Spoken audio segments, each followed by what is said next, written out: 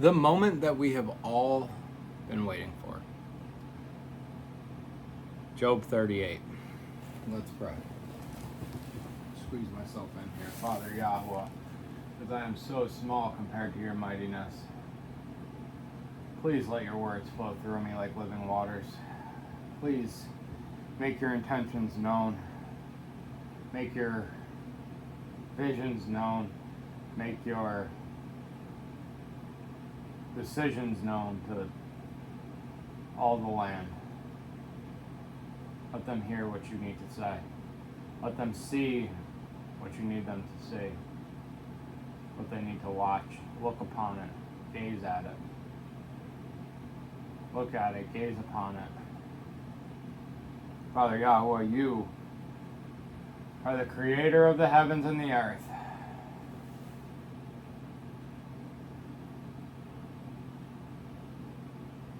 All of it. And I love you. I thank you for your word. In Yeshua's name, amen.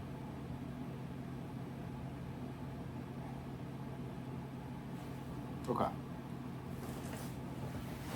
Now, we are in Job 38, where we get the appearance of Yahweh. Not gonna lie, there's an intimidation factor here now. So, Yahweh, if you will hold my hand, it says I believe in Psalm 73, 23 maybe.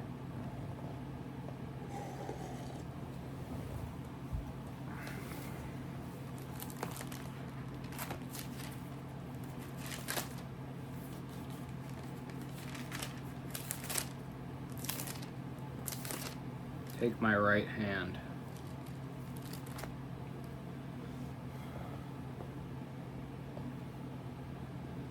Okay. Job 38. Then Yahuwah answered Job out of the whirlwind and said, "Who is this who darkens counsel by words without knowledge? Now gird up your loins like a man, and I ask you, and you answer me. Where were you when I laid the foundations of the earth? Declare, if you have understanding. Who set its measurements, if you know, or who stretched the line upon it? Upon what were its foundations sunk, or who laid its cornerstone? When the morning stars sang together, and all the sons of Elohim shouted for joy? Or who enclosed the sea with doors when it burst forth and came from the womb? When I made the clouds its garment, and thick darkness its swaddling band, and assigned for it my law, and set bars and doors, and said, This far you have come, but no farther, and here your proud waves stop?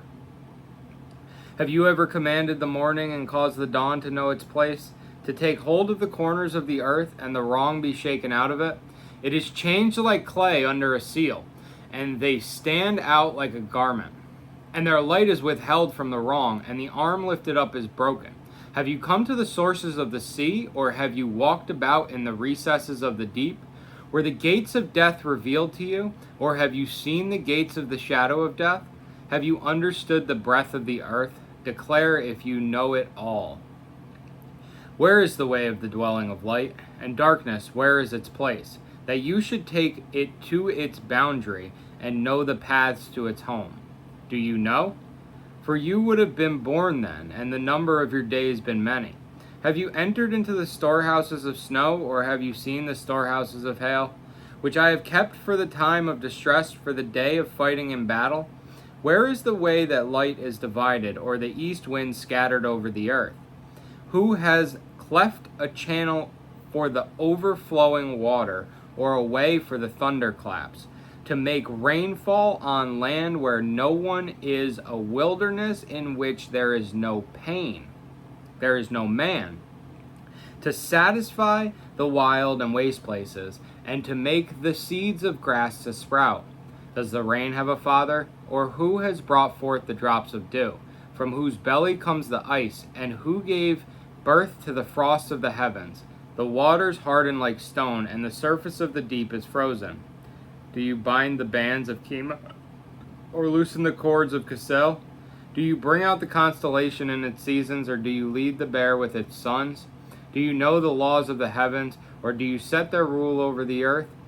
Do you lift up your voice to the clouds so that the floods of water cover you? Do you send out lightning, and they go and say to you, here we are? Who has put wisdom in the inward parts? Or who has given understanding to the heart? Who has wisdom to count the clouds, or to tip over the bottles of the heavens when the dust hardens in clumps and the clods cling together? Do you hunt the prey for the lion, or satisfy the appetite of the young lions? When they crouch in dens, sit in the cover of their shelter? Who provides food for the raven when its young cries to El and wander about without food?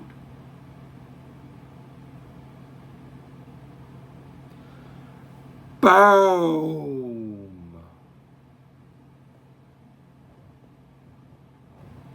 So, all of the other translations, I do believe, had the chamber.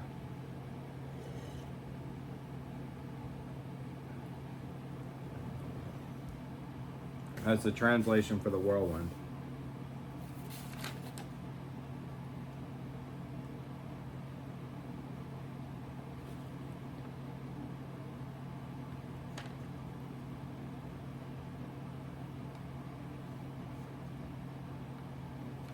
Well, no, King James had the south. So we did have 2 souths and 3 chambers. And so then Yahweh answered Job out of the whirlwind. Elihu gives this amazing speech about whirlwinds and about all the earthly matters, the wondrous earthly matters that Yahweh has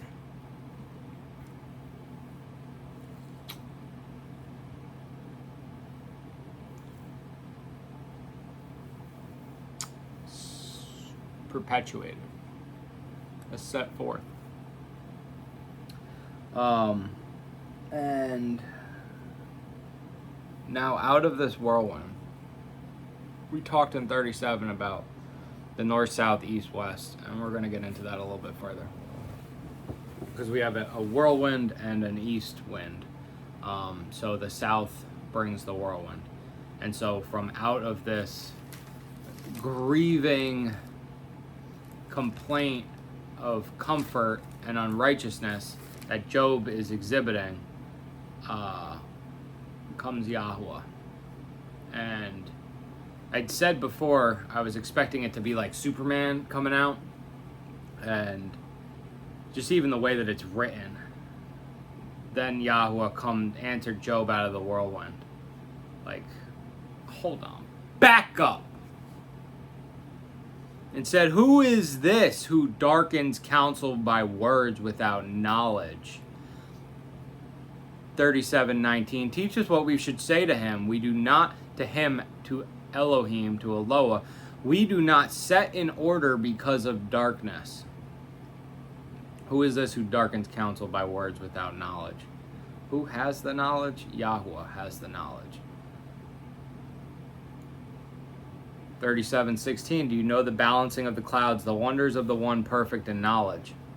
So Elihu spits such perfect questioning. Yahweh even goes on to repeat some of it, to say it himself, essentially. And so you can just only imagine Job or Elihu just like commanding the spirit so heavily, so deeply, just channeling it and putting it out that Yahweh comes himself and he says, this man is mine. Now gird up your loins like a man, and I ask you, and you answer me. You want to plead your case? You want to plead your case before me? 23:4, I would present my case before him and fill my mouth with proofs. I would know the words which he would answer me, and he understand what he would say to me.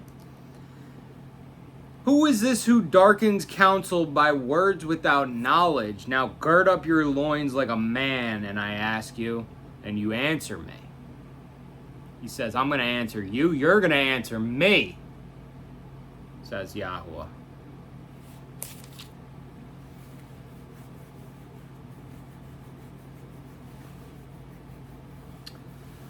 Where were you when I laid the foundations of the earth? Declare if you have understanding.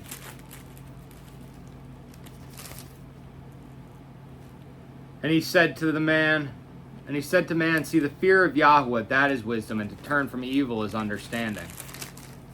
In the beginning, Elohim created the heavens and the earth. And the earth came to be formless and empty, and darkness was on the face of the deep, and the spirit of Elohim was moving on the face of the waters. Where were you when I laid the foundations of the earth? Declare if you have understanding. I'm starting to get goosebumps right now because this puts my life into question as well. So if you're shitting your pants, gird up your loins. Gird up your loins. Who set its measurements, if you know, or who stretched the line upon it?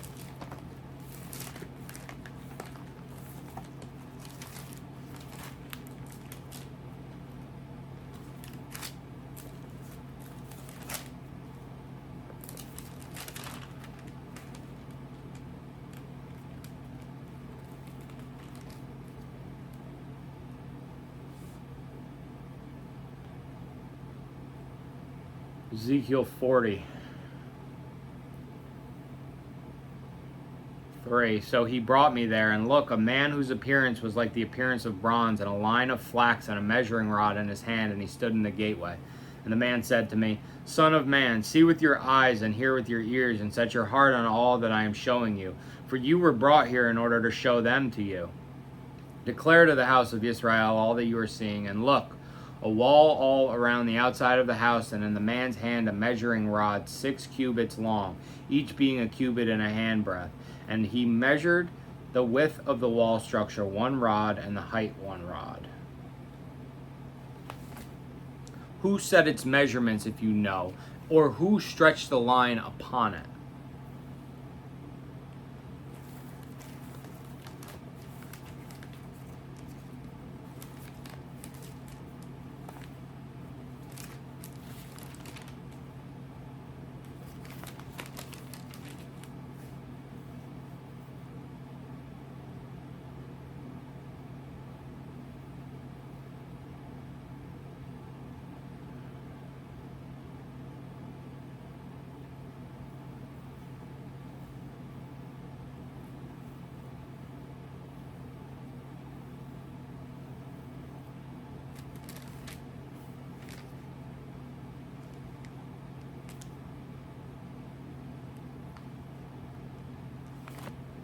Sorry.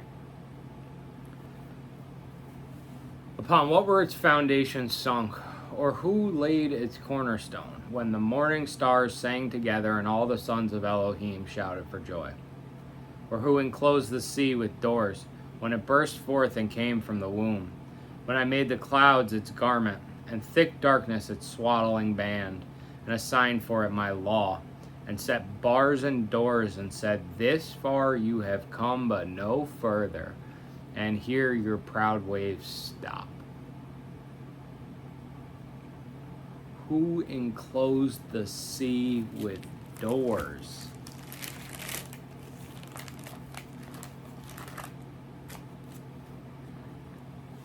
Genesis 1:9, and Elohim said, Let the waters under the heavens be gathered into one place, and let the dry land appear.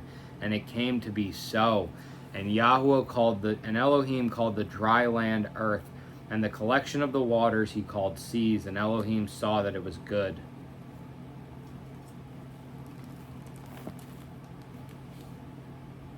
Who enclosed the sea with doors?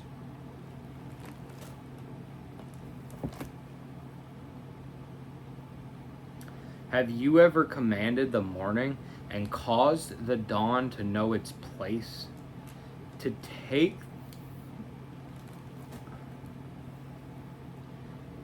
14, and Elohim said, Let lights come to be in the expanse of the heavens to separate the day from the night, and let them be for signs and appointed times, and for days and years, and let them be for lights in the expanse of the heavens to give light on the earth. And it came to be so.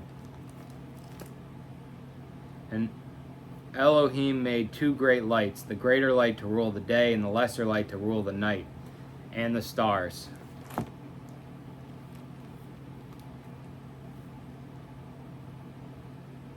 It changed like clay under a seal, and they stand out like a garment.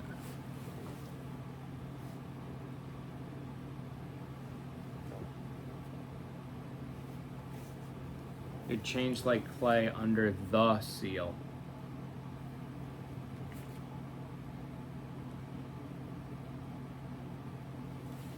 Yeah, that makes a lot more sense. The seal, his seal, the seal of Elohim. Once Elohim approved it, it changed. However, also it transformed like clay under a seal, and its features stand out like those of a garment.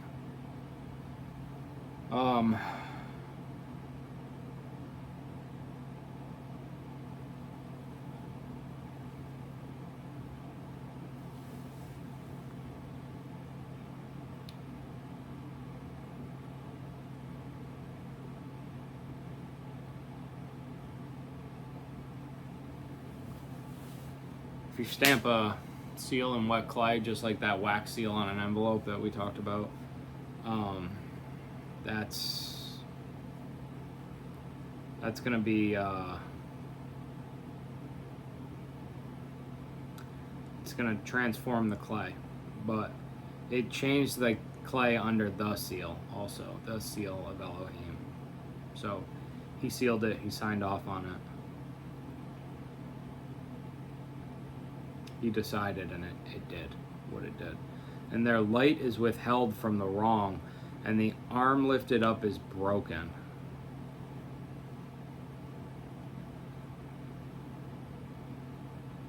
The morning, to take hold of the corners of the earth, and the wrong be shaken out of it.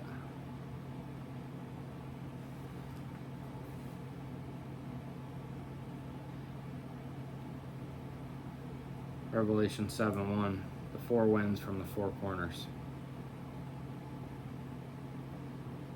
Have you come to the sources of the sea? Or have you walked about in the recesses of the deep?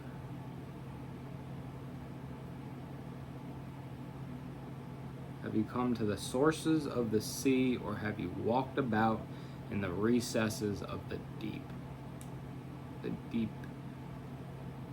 Where the gates of death revealed to you? Or have you seen the gates of the shadow of death? Woo! He talks so many times about the shadow of death in here. Sheol and the grave, and just, this is Yahuwah saying, who are you? You haven't even seen this stuff, much less have authority over it. Have you seen? Were the gates of death revealed to you, or have you seen the gates of the shadow of death? The gates of the shadow of death? Even the shadow of death? Have you understood the breadth of the earth? The breadth? Not the breath, the breadth. Have you comprehended the expanse of the earth? Hast thou perceived the breadth of the earth? Declare if thou knowest all. Have you comprehended the breadth of the earth? Have you understood the vast expanse of the earth?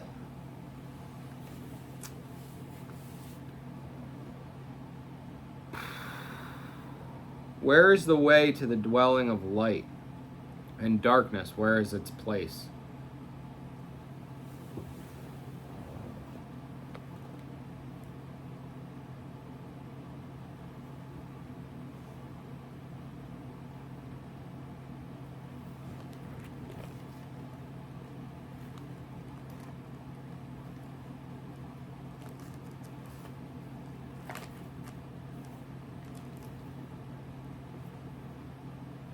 And Elohim said, let light come to be, and light came to be. And Elohim said, let an expanse come to be in the midst of the waters, and let it separate the waters from the waters.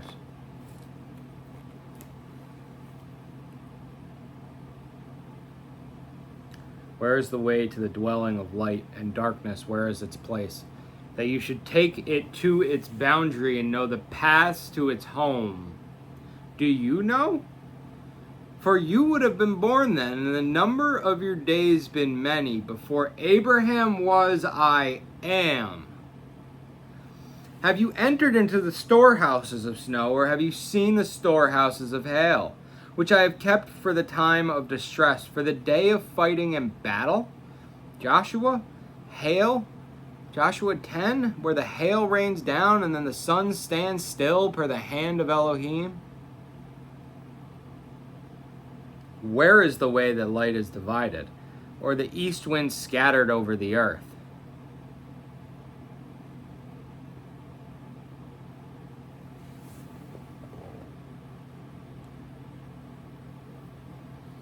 Where is the way to the place where the light is distributed, or where the east wind is scattered upon the earth?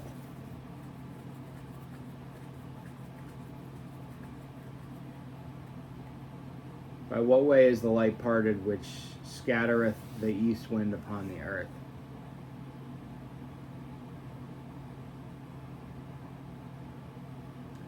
Which way to the parting of the winds whence the east wind spreads over the earth?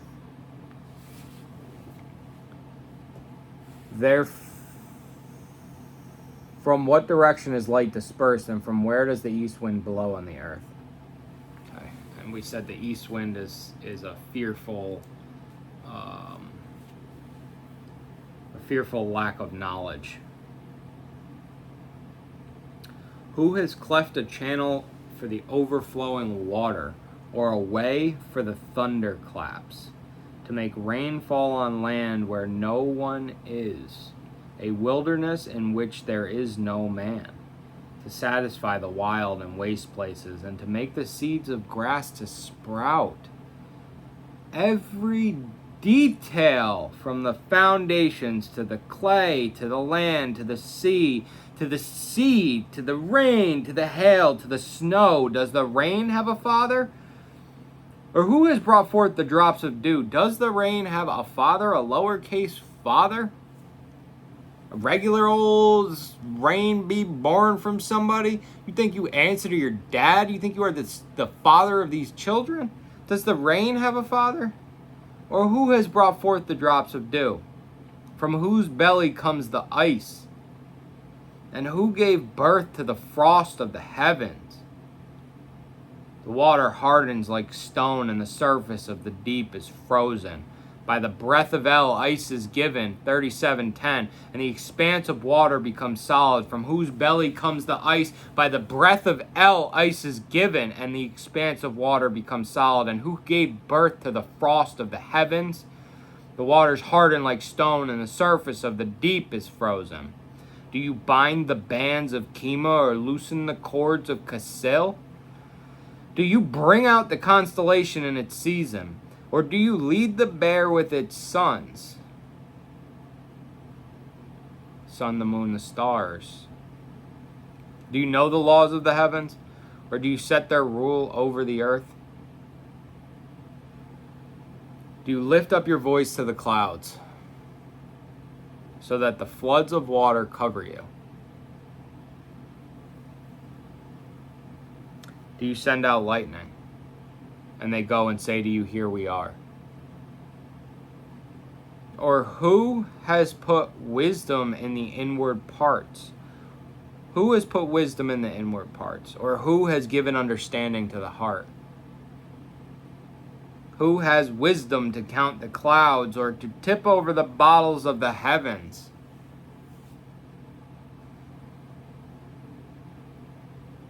When the dust hardens in clumps and the clods cling together.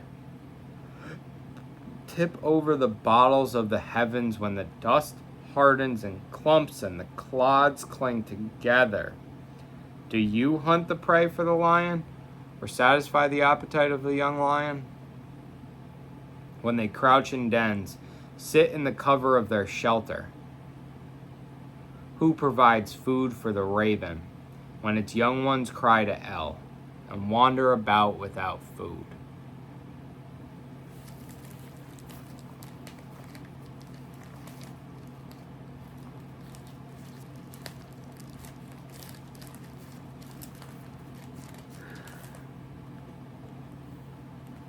Matthew 6:26.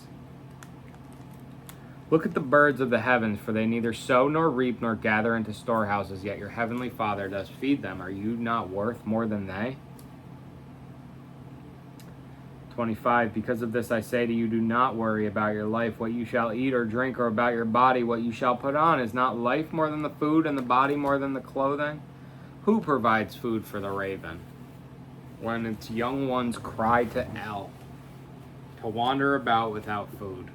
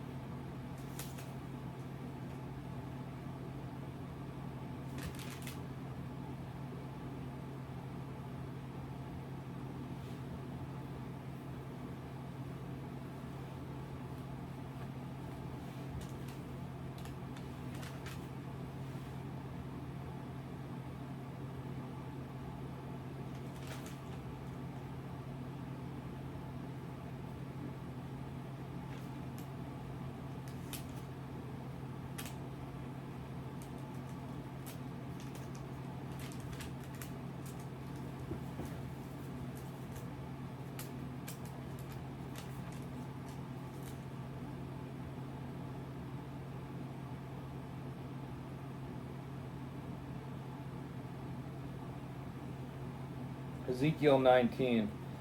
And take up a lamentation for the leaders of Israel. And you shall say, what a lioness was your mother among the lions. She lay down among the lions, in the midst of her young lions she reared her cubs. And she brought up one of her cubs, and he became a young lion. And he learned to tear the prey, he devoured men. Then nations heard of him. He was caught in their pit, and they brought him with chains to the land of Mitzrayim. When she saw, as she waited, that her expectancy was lost, she took another of her cubs and made him a young lion. And he went about among the lions and became a young lion. And he learned to tear the prey, he devoured men. And he knew their widows and laid waste their cities.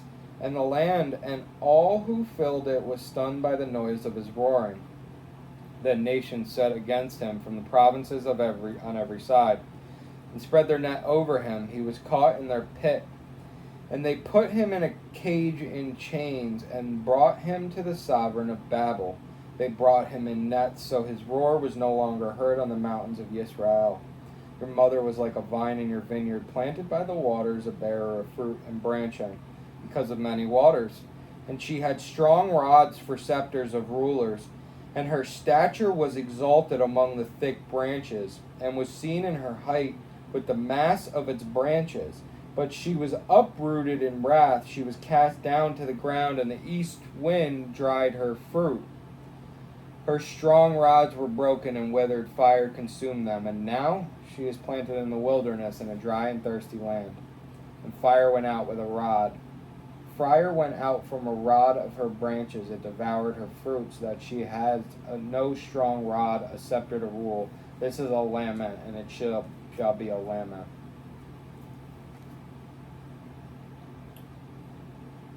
Who has wisdom to count the clouds?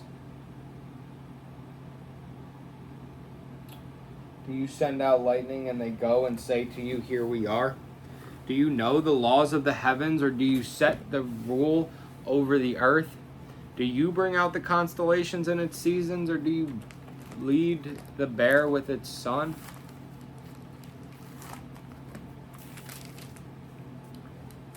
Genesis 1.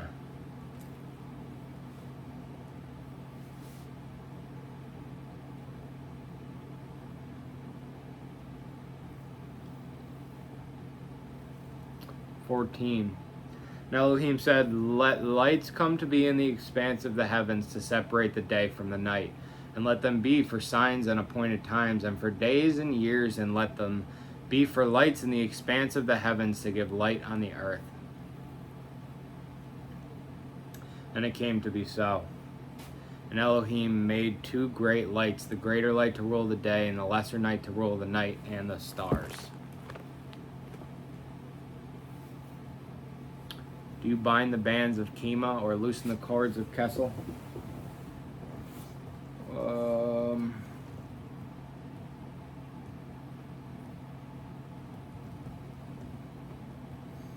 Pleiades, Orion, Bear, Mazzaroth. It is uncertain what astronomical group is meant by this Hebrew word, perhaps a southern constellation.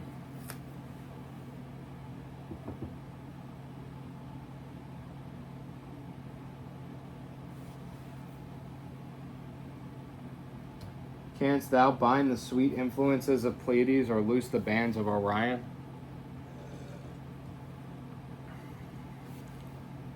That's what he's asking here. And do you bring out the constellations in its season or lead the bear with its sons?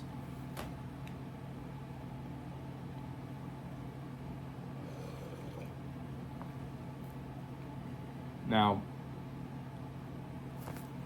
one might say, well, clearly, Yahweh would not refer to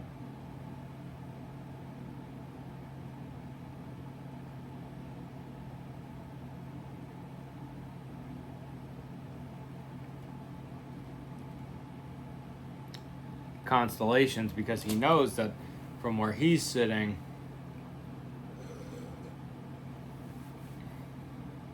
that the constellations are only constellations from Earth. Well, he does know that because he made the Earth and he made the stars. And so, do you not think that he made the stars in a certain way?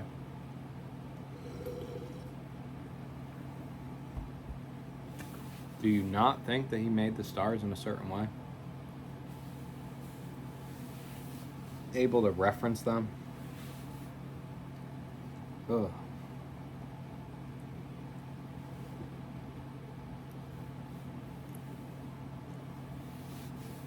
Pleiades stars. Orion's belt. The waters harden like stone, and the surface of the deep is frozen. From whose belly comes the ice, and who gave birth to the frost of the heavens? Does the rain have a father? Or who has brought forth the drops of dew?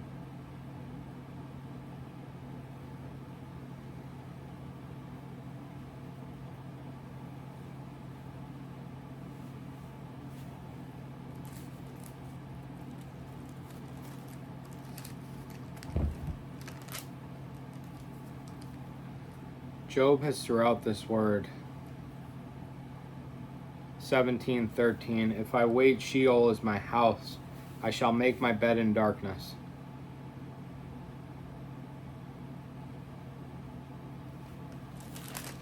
Throughout this book,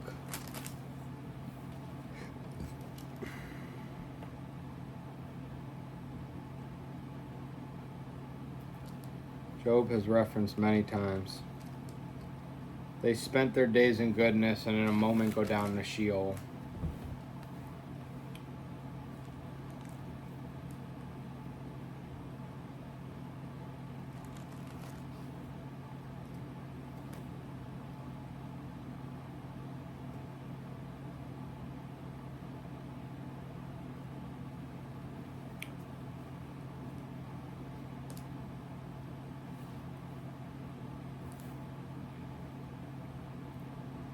3:5. Let darkness and the shadow of death redeem it. Let a cloud dwell on it. Let all that blackens the day frighten it.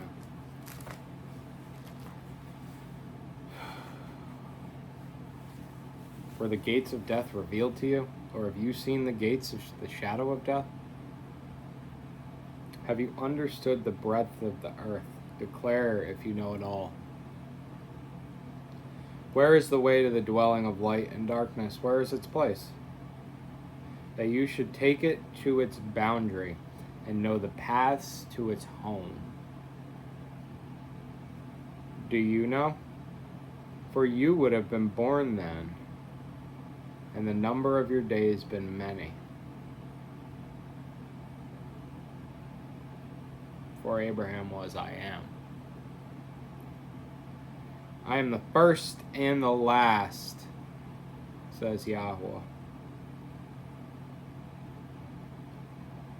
Says Yeshua HaMashiach.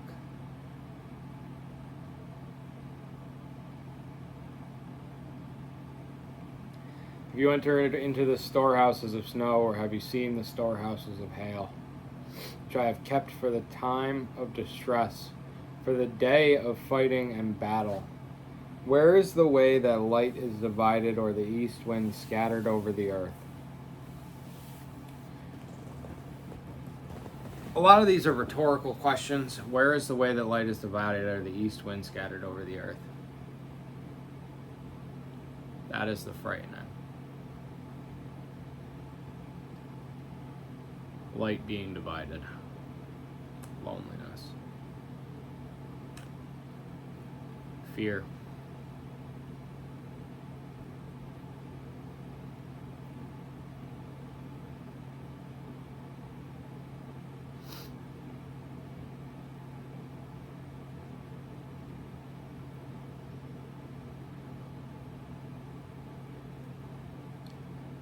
Fear.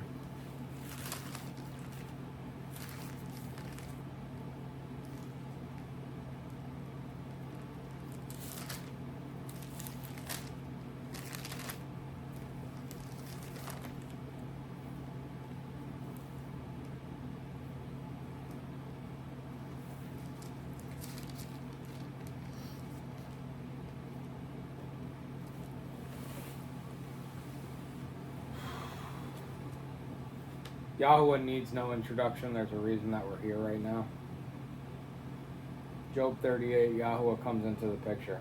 Job 39. Do you know the time when the wild mountain goats bear young? Or do you observe when the deer gives birth? Do you number the months they complete? Or do you know the time when they bear young? They bow down, they bring forth their young, their labor pains are ended. Their young ones are thriving, they grow up in the field. They shall leave and shall not return to them. Who set the wild donkey free? Who loosed the bonds of the wild donkey? Whose home have I made the desert, and the salt land is his dwelling places? In the salt land his dwelling places. He laughs at the commotion of the city. He does not hear the shouts of the driver. The range of the mountains is his pasture, and he searches for all that is green. Would the wild ox be pleased to serve you, or spend the night by your feeding trough? If you bind the wild ox in the furrow with ropes, would he plow the valleys behind you? Would you rely on his great strength, or would you leave your labor to him? Would you trust him to bring home your grain, and gather it to your threshing floor? The wings of the ostrich flap joyously, but it is not the pinion and plumage of the stork. She leaves her eggs on the ground and warms them in the dust, and she forgets that a foot might crush them or a wild beast tread on them. She treats her young harshly, as if not hers. Her toil is in vain without fear, because Eloah has made her forget wisdom, and she did not endow her with understanding. When she lifts herself on high, she laughs at the horse and its rider. Have you given the horse strength? Have you covered his neck with a mane? Would you make him leap like a locust? His splendor snorting is frightening. He paws in the valley and rejoices in strength. He gallops into the clash of arms. He laughs at fear and is not frightened, nor does he turn back from the sword. The quiver rattles against him, the glittering spear and lance. He eats up the ground with fierceness and rage, and he does not stand still because of a voice of a shofar. At the blast of the shofar he says, Aha! And from afar he smells the battle, the thunder of commanders and shouting. Does the hawk fly by your wisdom, spreading its wings towards the south? Does the eagle mount up at your mouth and make its nest on high? It dwells on the rock and lodges on the crag of the rock and the stronghold. From there it searches out the prey. Its eyes see it from afar, and its young ones suck up blood, and where the slain are, there it is.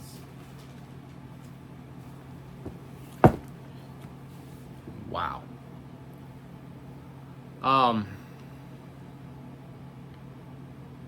Just try and write something like this. You know what I mean? And you can even see, like, the way that the men are talking and the way that Elohim is talking. Like,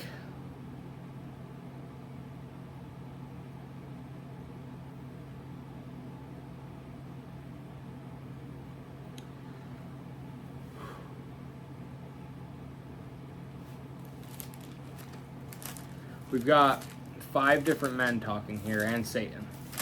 And, I mean, we get a lot of conversation from Satan here. And you can see the conniving deception in Satan. From diligently searching in the earth and from walking up and down in it. Is Job fearing Elohim for naught? Have you not made a hedge around him and around his household and around all that he has on every side? You have blessed the work of his hands, and his possessions have increased in the land. Job is stressed out. My spirit has been broken. My days have been extinguished. Burial sites for me. Truly mockeries are with me, and my eyes rest on their insults. There's wisdom in it. There's beautiful language, but there's authority in Elohim. Everything is a question, you know. He doesn't even refer to Job. It's not like he's like, hey, Job. He doesn't call any of these men by name. He's not like, Elihu, I'll take it from here. He just starts banging out.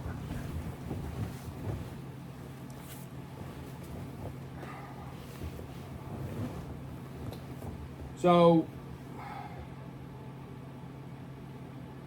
he even says, who is this? Who darkens counsel by words without knowledge? As in, like, you're going to call me out? Like, who are you? You know? And I just picture, like, the owner of the company, like, some counter person coming up to the owner of McDonald's and being like, hey, your food is killing people. Like, that's pretty much what this conversation's like. And then the owner's like, who are you? Were you here when these burgers were made? Do you know what's in these burgers? Have you grown the lettuce, nourished them from the ground? Do you know the time when the wild mountain goat bears young? Or do you observe when the deer gives birth? We're just gonna take a time to appreciate this. I can give cross references for stuff all day here, but the fact is, the point of this is just the sheer authority of Elohim from over man. The fact that he doesn't even have to answer man by name. The fact that he won't answer man, man will answer him. The fact that he was here from the beginning. He measured it. He cast the line upon it. He knows the cornerstone, the chief cornerstone that the builders rejected. Enclosed the sea. He made the heavens and the earth. He says, do you hunt for prey for the lion or satisfy the appetite of the young lion? Where do you think their food comes from? Why do you think that the pig ran across the pride of lions right at that moment? Because the lions need to eat. The lions need to eat.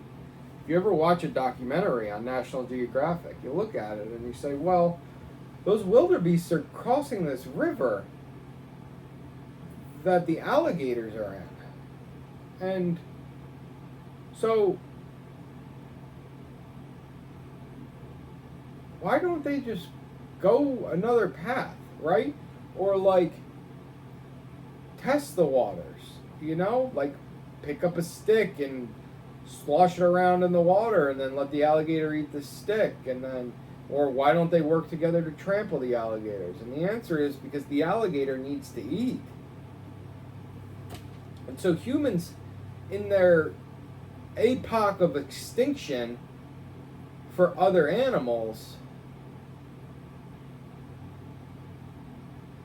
plants, animals, clearing rainforests, we are just fucking up the earth. We have no idea who we are or what we're doing to all this, because who provides food for the raven when its young ones cry to hell and wander about without food? Who do they cry to? If the birds sing to Elohim, why should I not sing? Go outside and hear the birds chirp. Why are they singing in the morning? Why? They're praying. They're saying, I need food, Father. I need food.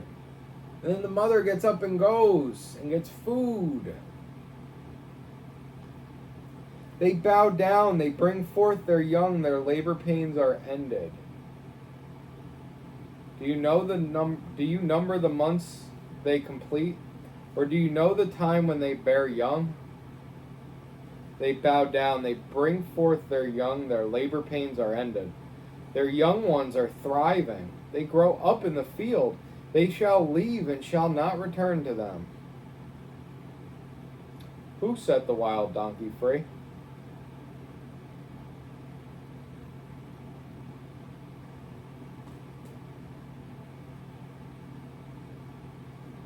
Who loosened the bonds of the wild donkey? Whose home I have made the desert, and the salt land his dwelling place? Wild donkey.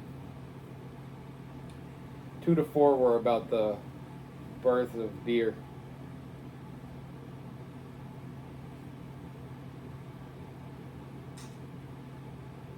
These animals, these beasts.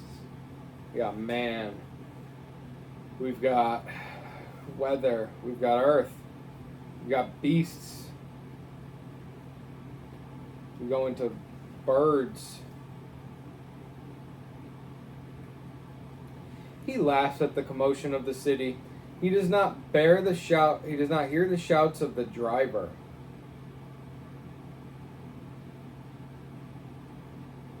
The wild donkey. The wild donkey. The range of the mountains is his pasture, and he searches for all that is green. Would the wild ox be pleased to serve you, or spend the night by your feeding trough? So, there's domesticated donkeys, there's wild donkeys.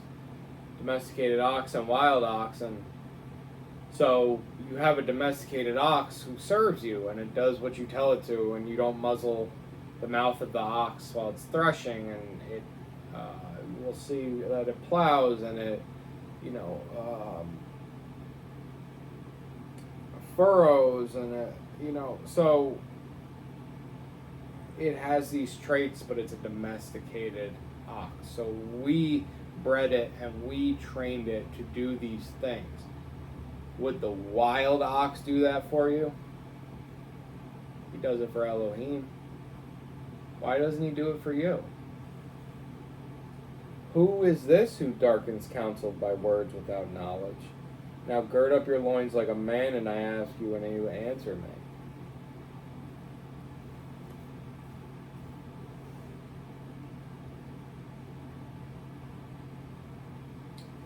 The range of the mountains is his pasture, and he searches for all that is green. Would the wild ox be pleased to serve you or spend the night by your feeding trough? If you bind the wild ox in the furrow with ropes, would he plow the valleys behind you?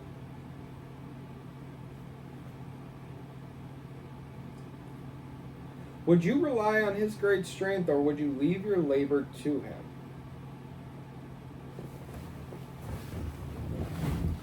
Just want to make sure about this. Wilt thou trust him because his strength is great, or will thou leave any labor to him? Will you trust him for his great strength and leave to him the fruits of your toil? This ox that's just great in strength, will you trust in its strength and let it do your heavy work? That's what it's got going for it, is its strength. Will you depend on him because his strength is great? And will you leave to him your labor? So,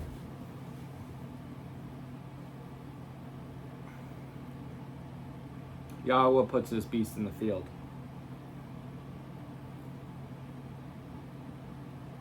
Plows the grass. He mows the grass. He does the job that Yahweh has set him forth to do. He has his place in the ecosystem. He has his place in,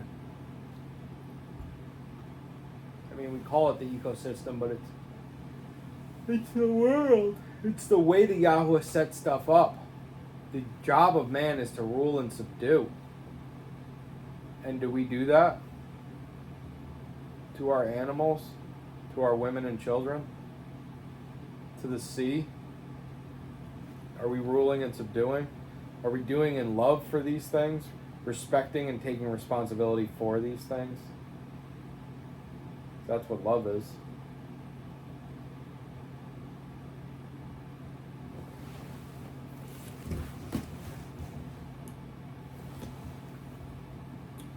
Would you trust him to bring home your grain and gather it to your threshing floor? You're going to just throw your grain out there and let him gather it to your threshing floor and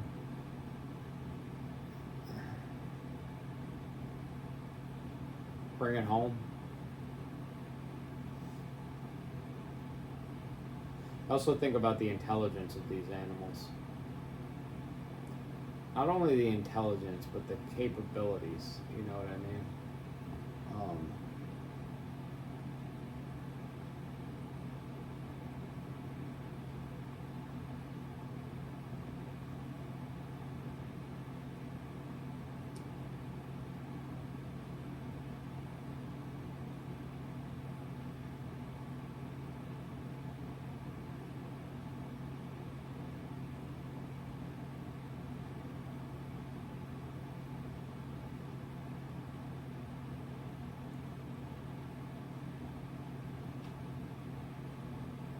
They've said that they train pigeons to fly, and this keeps coming into my head. How well can you train an animal to not only to do, like, you train it to fly, you know, you train it that when you put its harness on, it's gonna plow the field. It's gonna, I think too about, like, if you've ever seen sugarcane being produced in lower income countries, you end up with ox who are just moving this wheel around, just walking in circles, and the sugarcane juice is being squeezed, pressed out. And so that, things like that. But would an ox hook itself up to the harness and start spinning the sugarcane, gather the sugar canes, put it in the feed tube, you know, change the bucket out when they're full? Like, no, it wouldn't. Yahweh can set a job for them, and they will do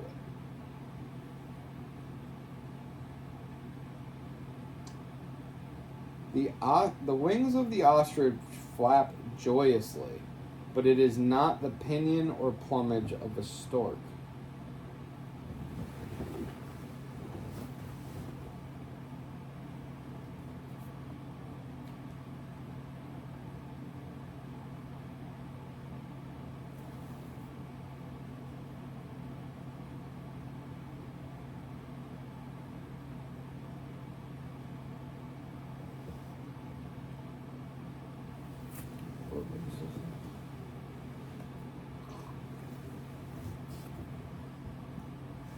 Gavest thou godly wings? Gavest thou the godly wings unto the peacocks, or wings and feathers unto the ostrich? That's a weird way of saying that. The wings of the ostrich beat idly. Her plumage is lacking in pinions.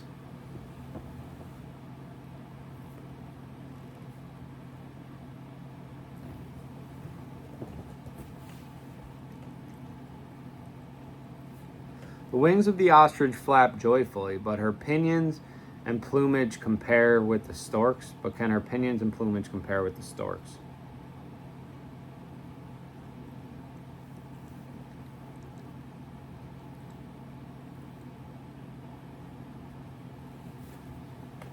I don't even know what book. This has a JG book. I don't even know what that could be. Judges 5:22, which I'm just going to go to because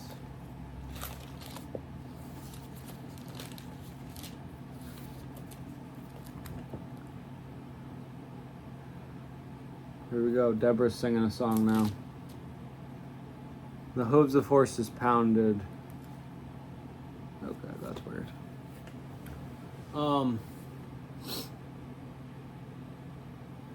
The wings of the ostrich wave proudly, but are they the pinions and plumage of love? Oh. Huh. All right. After break.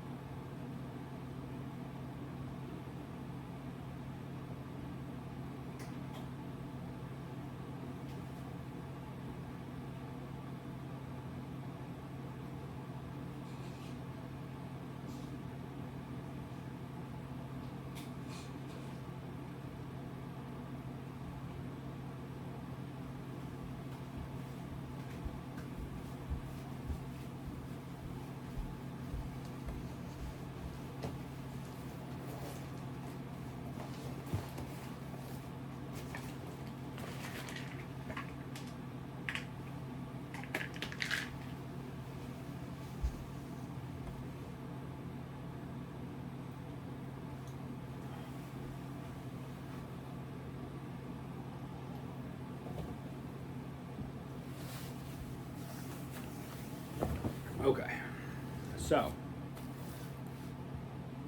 this is kind of a weird, obscure verse. I'm gonna have to look up what pinions are exactly.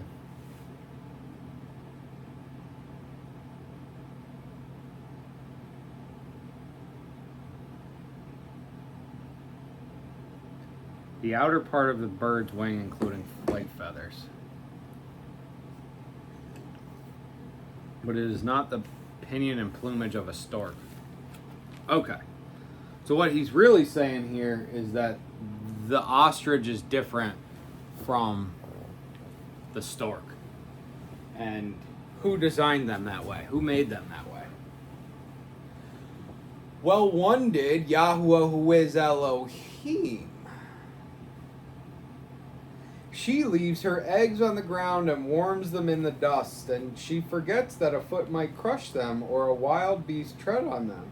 She treats her young harshly as if it not hers. Her toil is in vain without fear. Because Eloah has made her forget her wisdom, has made her forget wisdom and did not endow her with understanding. So, an ostrich leaves its eggs in the sand. is what you need to know about this. And she just plops some eggs there, doesn't guard them, doesn't nest them, doesn't watch them, just goes away. And so to a human who will swaddle and cuddle a baby and breastfeed it, and and even other birds will nest and lay on their eggs, and an ostrich appears crude and cruel and harsh. But this is the way that Yahweh has designed the ostrich. And so going back to the Sunday Christian that we talked around the early 20s,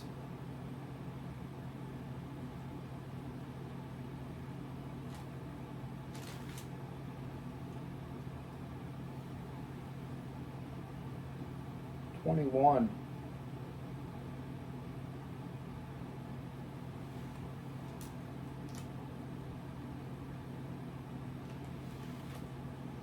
'24.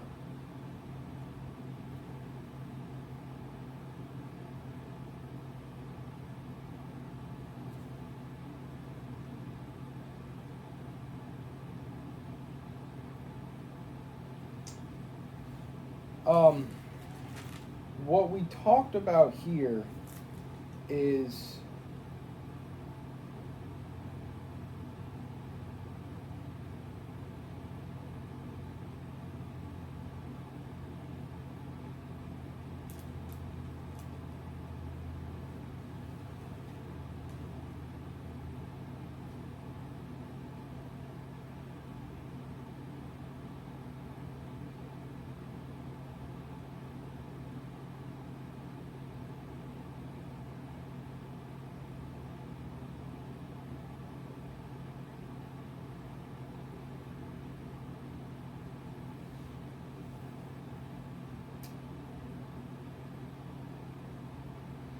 why do you persecute me like El does? 1922. Why do you persecute me like El does and are not satisfied with my flesh? Oh, that my words were written down. Oh, that they were inscribed in a book, engraved on a rock with an iron pen and lead forever. For I know that my Redeemer lives, and as the last shall rise over the dust, and after my skin has been struck off, then in my flesh I shall see Eloah, whom I shall myself see on my side, and not a stranger. My kidneys have failed within me. If you say, why do we persecute him, seeing the root of the matter has been found in me? Fear the sword yourselves, for wrath brings the punishment of the sword, so that you know there is a judgment. So this is very much the stance of the Sunday box checker Christian. Love everybody, go about it,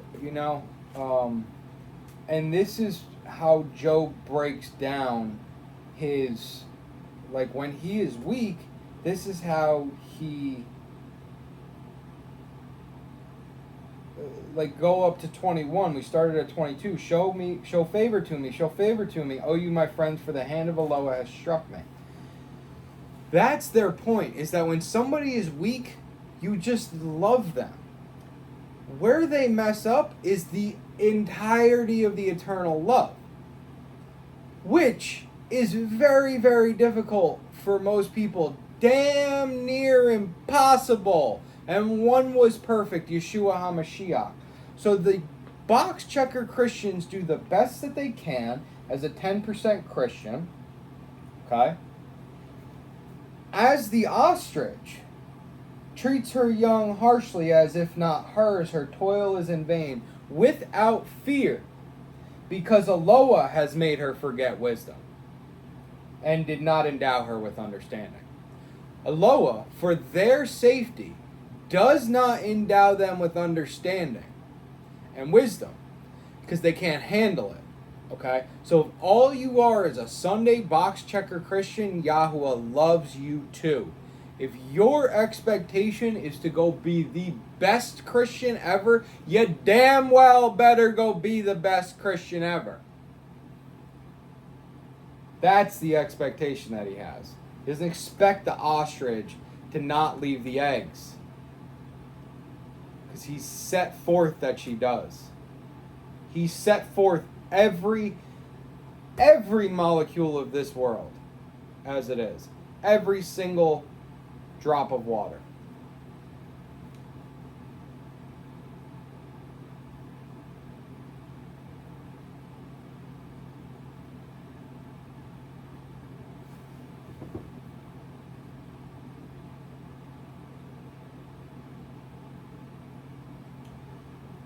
She treats her young harshly as if not hers. Her toil is in vain without fear, because Eloah has made her forget wisdom and did not endow her with understanding. When she lifts herself on high, she laughs at the horse and its rider. She, the ostrich, when she lifts herself on high, she laughs at the horse and its rider.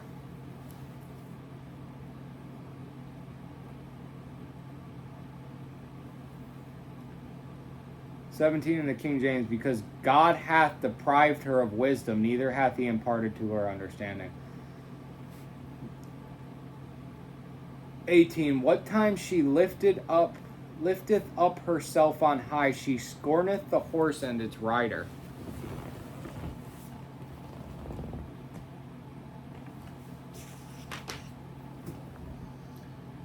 Yet in her swiftness of foot she makes sport of the horse and his rider. But when she rises up and flaps her wings, she laughs at the horse and at its rider. Do you give the... When she ruses herself to flee, she laughs at the horse and its rider.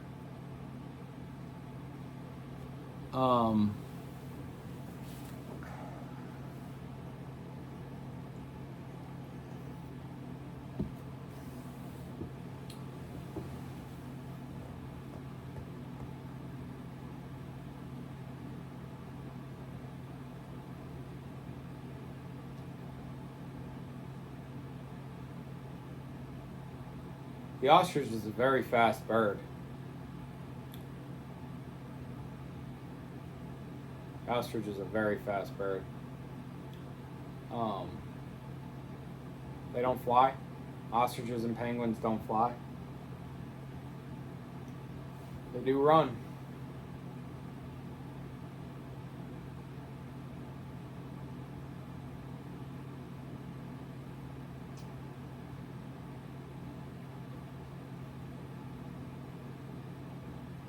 And so this unassuming bird, right? Abandoned its young. And then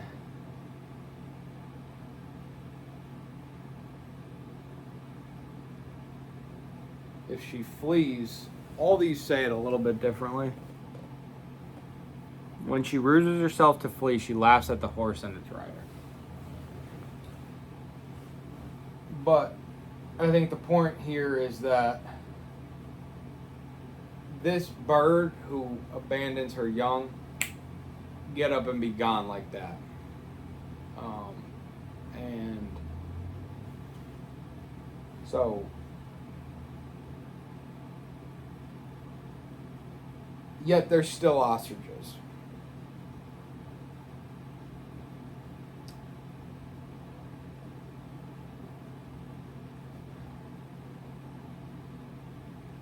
This seemingly is inconceivable to the human mind. Like when we see babies thrown in dumpsters. Think about it like that. Or like, my dad watched a lot of cop shows growing up, and I just remember like, there were always, all the time there were episodes on crackheads selling their babies to the drug dealer. And then like, sometimes the drug dealer would like call the cops and be like, hey, I sell crack, but like this woman's trying to sell her baby to me for crack, you know? And it's like, dude, what? Like,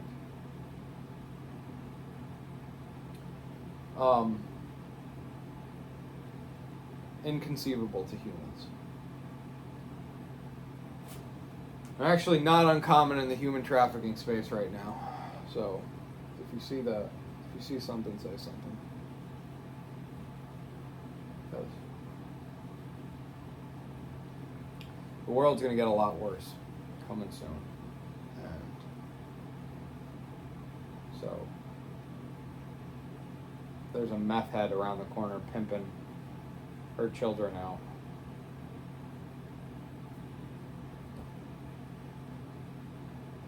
If you're godly enough, take the children in.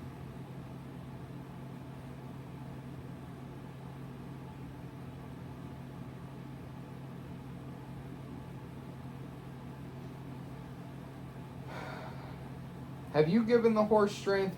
And that ostrich to horse comparison transition is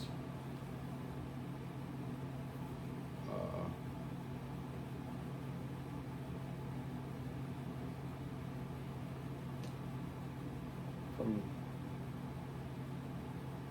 13 to 17, transitions in 18, and then 19.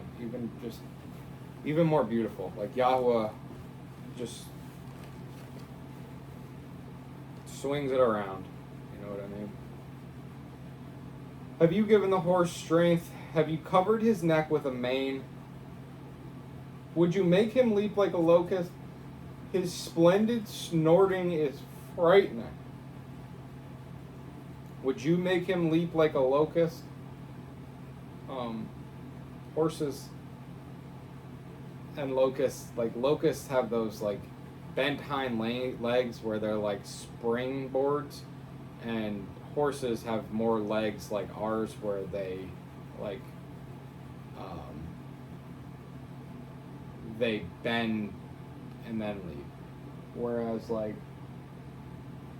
I guess the locusts are normally bent and then they leap, and then the horses are straight and then they bend to get the, so you've got the extra energy of going down and then having to come back up, as opposed to the kind of springing reaction of a locust.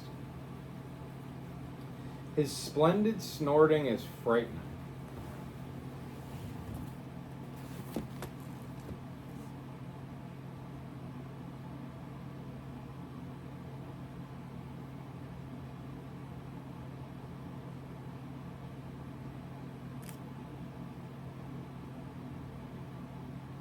This one has, can thou make him afraid as a grasshopper? The glory of his nostrils is terrible. I don't like that one, but let's see what the other ones say. Do you make the steed to quiver while his thunderous snorting spreads terror? Okay, starting to get a better picture here.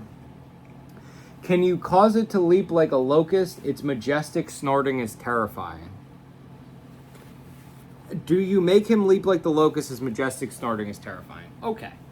So, having read all of these now, I would say that when a horse is scared, I actually like the New American Bible the most. When a horse is scared, it goes, and like backs away, you know? And it's like if you're there and like you're trying to feed a horse or something, like as a kid, you would definitely be afraid of this horse like snorting and like, you know, because like anybody who's been kicked in the face by a horse or like kicked by a horse, I had a boss that got kicked by a horse all the time. He bought a farm and bought some horses, and then he was just constantly getting smacked by the horse. And so he definitely would get this, but it's I think physically leaping like a locust makes sense for the authority of Elohim and the way that he designs creatures, but I also think that would you make him the steed to quiver while his thunderous snorting spreads terror? So like that too is even like, you know, showing like, so he's scared and his reaction is this,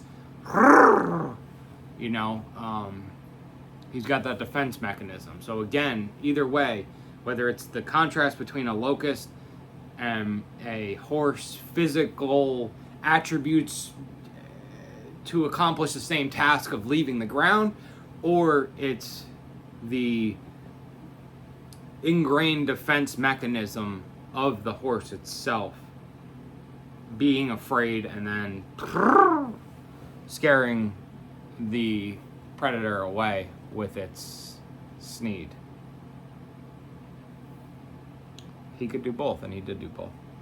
He paws in the valley and rejoices in strength. He gallops into the clash of arms. Okay.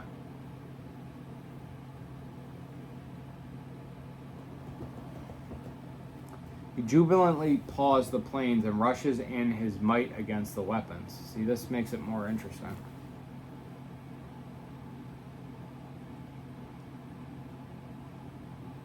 He laughs at fear and cannot be deterred. He turns not back from the sword.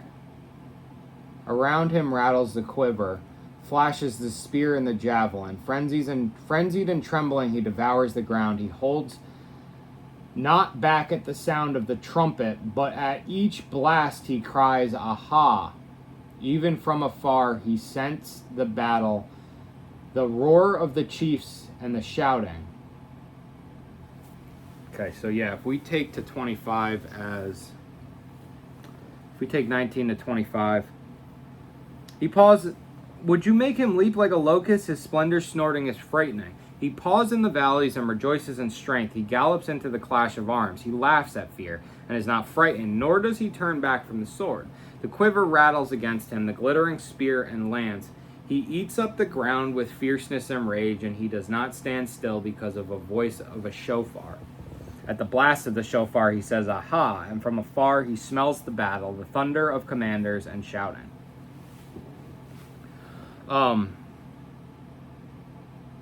So if you look at 20 as in, yes, horses do that, they kind of like, there's a word for it. Snort, but it's not snorting. It's like a neighing. I don't know. I'm not good at animal sounds. Terrible at that. That's gonna be a fucking short for somebody. Bible reading man makes animal sounds. So, but if you look at it as like, do you make the steed to quiver while his thunderous snorting spreads terror? Like, I've designed the horse. Either way, he's saying that he designs the horse this way and knows every use for the horse, knew how the horse would be used, knows its strength, knows its weaknesses, knows that when man was looking for a battle companion, the horse would be an excellent choice, and so the wisdom that he bestowed on man to choose the horse it's all Yah. Okay? It's all Yah. Does the hawk fly by your wisdom? And that's the point. All of this is done by the wisdom of El. We ended 17 with that. Forget her wisdom, and so this is the wisdom that brings everything together, because Yahweh knew the wisdom and he set the entirety of the world up in this phase, in this capacity. Does the hawk fly by your wisdom, spreading its wings toward the south? Hibernation. Does the eagle mount at your mouth and make its nest on high? At your mouth, he tells them when to do it. Who provides food for the raven when its young ones cry to El and wander about without food? It dwells on the rock and ledges on the crag of the rock and the stronghold. From there it searches out the prey. Its eyes see it from afar. And its young ones suck up blood, and where the slain are, there it is. All because of Yahweh. From ravens, lions, eagles, hawks, horses, wild beasts, wild donkeys, wild ox, locusts, you name it. They're because of Elohim. Okay?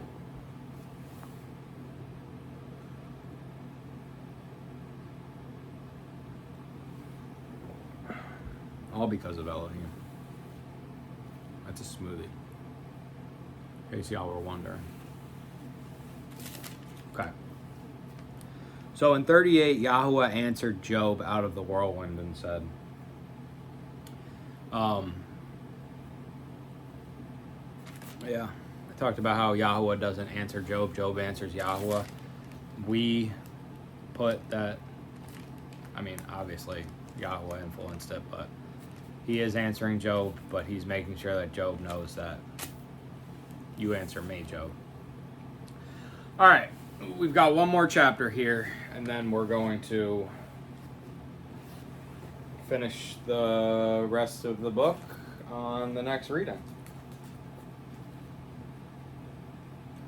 And Yahweh answered Job and said, should a reprover contend with the Almighty? Let him who reproves Eloah answer it. And Job answered Yahweh and said, see, I am insignificant. What would I answer you? I lay my hand over my mouth. Once I have spoken, but I have no answer, and twice, but I say no more.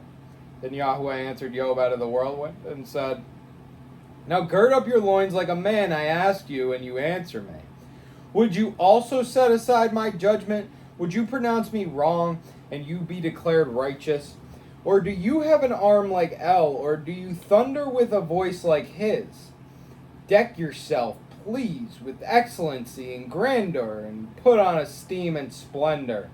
Scatter abroad the rage of your wrath, and look on everyone who is proud and bring him low.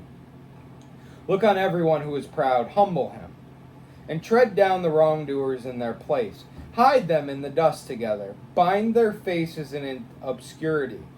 Then even I would confess to you that your own right hand does save you. See now Behemoth, which I have made along with you, he eats grass like an ox. See now his strength is in his loins, and his power is in his stomach muscles. He bends his tail like a cedar, the sinews of his thighs are knit together. His bones are like tubs of bronze, his ribs like bars of iron. He is the beginning of the ways of El, his maker brings near his sword. For the mountains yield food for him, and all the beasts of the field play there. He lies under the slender trees, under concealment of reed and swamp. The slender trees cover him with their shade. The willows by the stream surround him. See, if a river rages, he is not alarmed. He feels safe, even if the Yarden gushes into his mouth. Before his eyes shall he be caught with snares, or his nose pierced?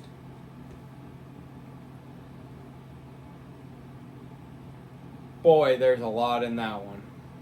There is a lot in that one. So 38 and 39, I've been excited to see the response of El. And up to this point, he pretty much, if there's ladies watching, pardon the expression, but just came out and put his dick on the table. He just like lays it all out there. Even like and he says it again in 40. Now gird up your loins like a man, and I ask you, you answer me. Like, man up. I was just watching like Jake Paul and Andrew Tate do like a stare down. It came across my YouTube, and like, but you look like at two great athletes about to fight each other, you know what I mean? And like even in like UFC face-off standoffs, like sometimes it gets heated there, and it's like, but El will walk into, I mean, he created everything. El walks into a room, and like all the authority, that's like Yeshua. No man speaks with the authority like this man.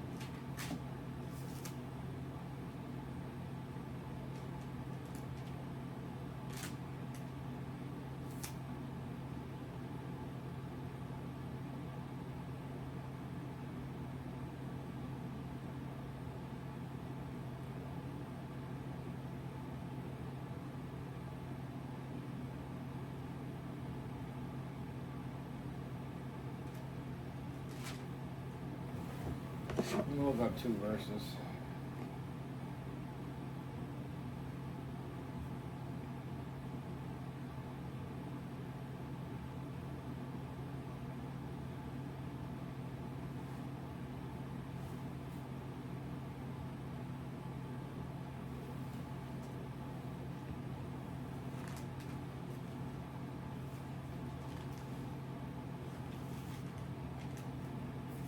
I'm going to use Mark enough, so we're going to go to Mark 1:27.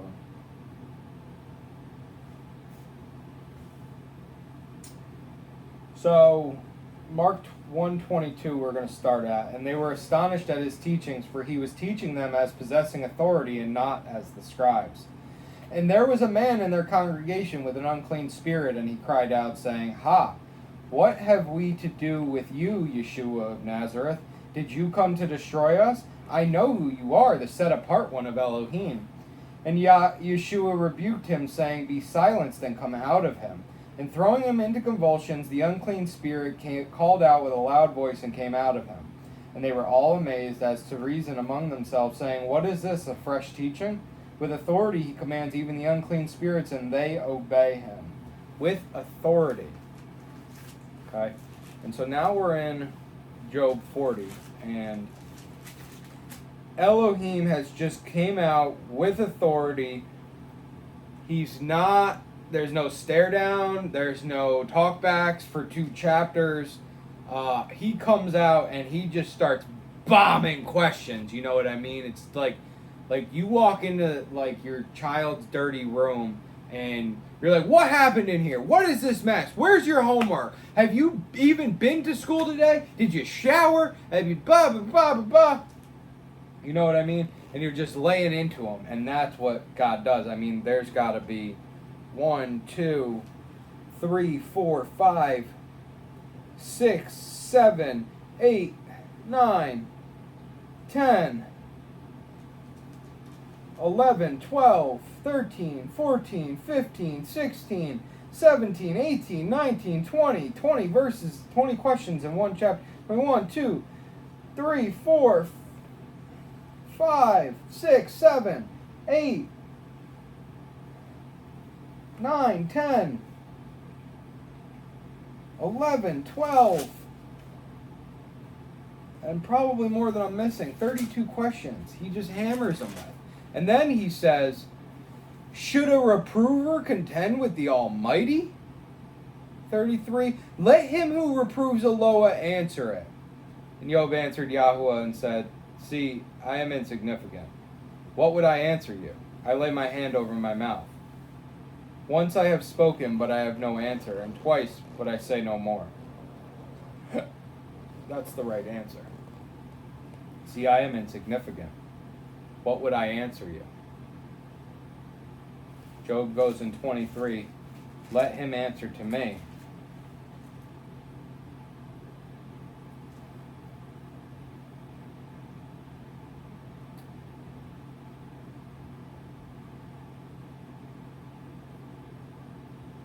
Would he contend with me in great power? Should a reprover contend with the Almighty? Let him who reproves Eloah answer it. He's out of the whirlwind, right? He's coming out of the whirlwind.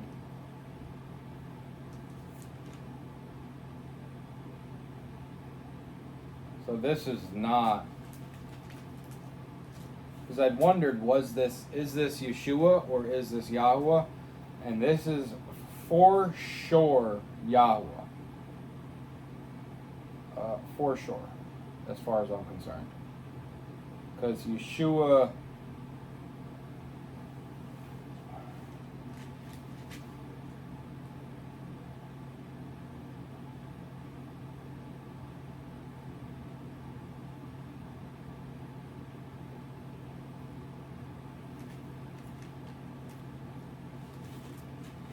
Yeshua is a lot simpler.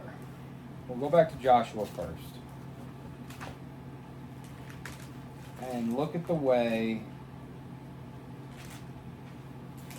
we'll go to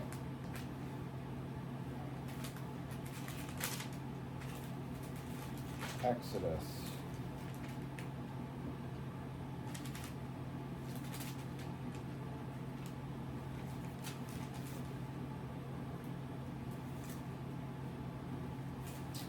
We're going to be in Joshua 5. I'll keep a finger there.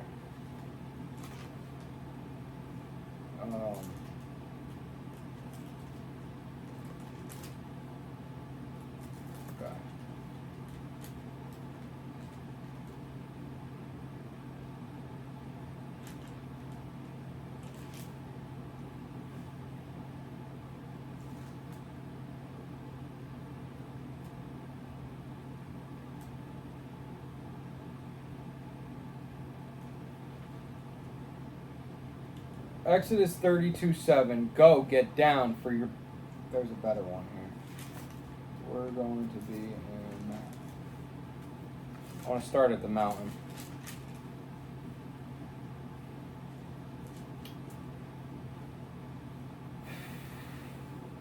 And Yahweh said to Moshe, Go down and warn the people, lest they break through unto Yahweh to see, and many of them fall.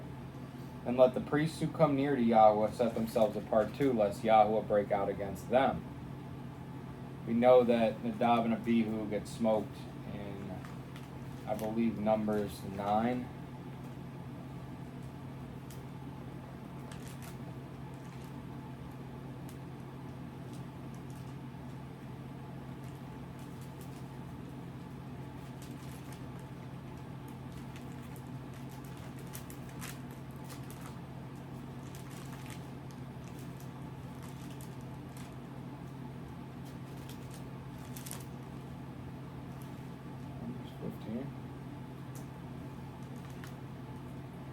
Leviticus 9.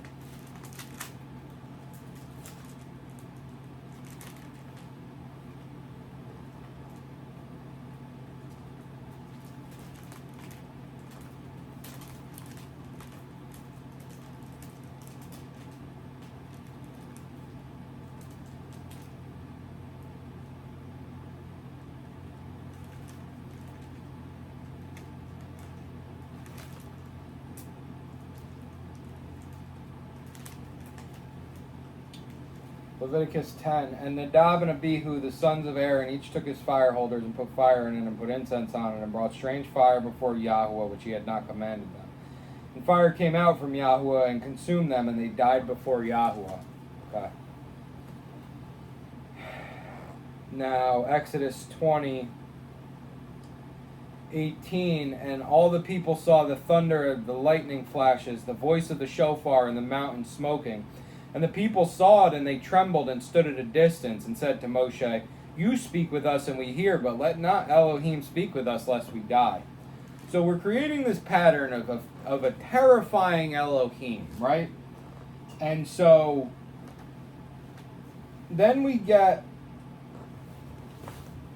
Joshua 5. And we've said, the high priest in the order of Melchizedek in... Exodus, in Genesis 12, which is the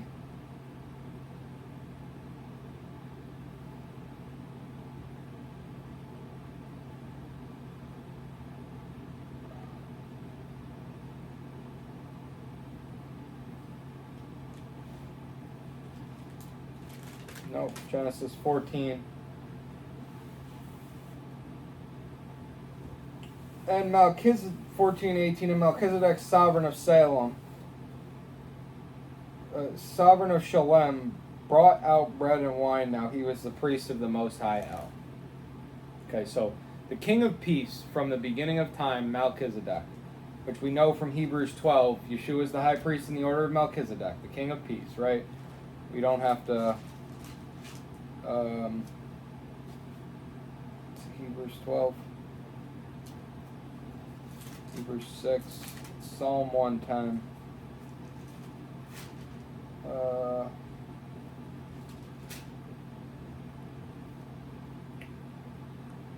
Hebrews 6:20. Where Yeshua has entered as a forerunner for us, having become high priest forever, according to the order of Melchizedek, taken out of Psalm 110. King of Peace. Now we're in Joshua.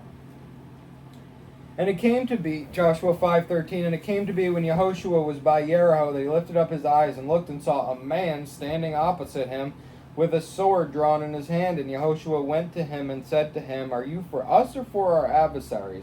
And he said, No, for I have come now as captain of the host of Yahweh. And Yehoshua fell on his face to the earth and did obeisance and said to him, What is my master saying to his servant? And the captain of the host of Yahweh said to Yehoshua, Take your sandal off your foot, for the place where you stand is set apart. And Yehoshua did so. And Jericho was shut up tight because of the presence of the sons of Israel, none going out and coming in. And Yahweh said to Yehoshua, See, I have given Jericho and its sovereign, mighty brave men into your hands. So you just see, like, I mean, even right next to each other. Take your sandal off your foot, for the place where you stand is set apart. Yeshua gives explanation. Like, Yahweh does not.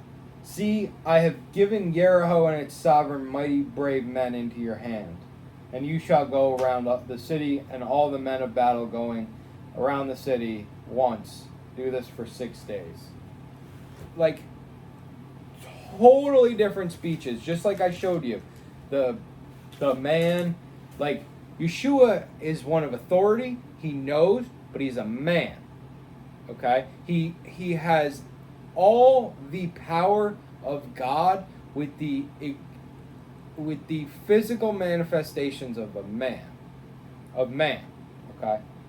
Not just a man, of man. The perfect man that Yahweh created is Yeshua. Now, go to John 8:58. I just want to make this point.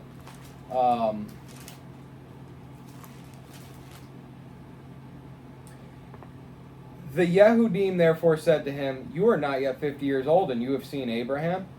Yeshua said to them, Truly, truly, I say to you, before Abraham came to be, I am. Okay? We all know the great I am from Exodus 3:14. Okay?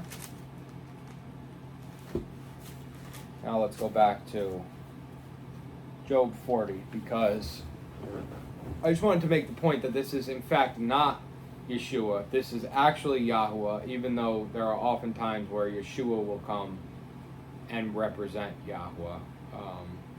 I questioned that in the beginning of the book, and I just wanted to clarify that now. This is clearly Yahweh. And Yahweh answered Job out of the whirlwind and said, Now gird up your loins like a man. I ask you, and you answer me.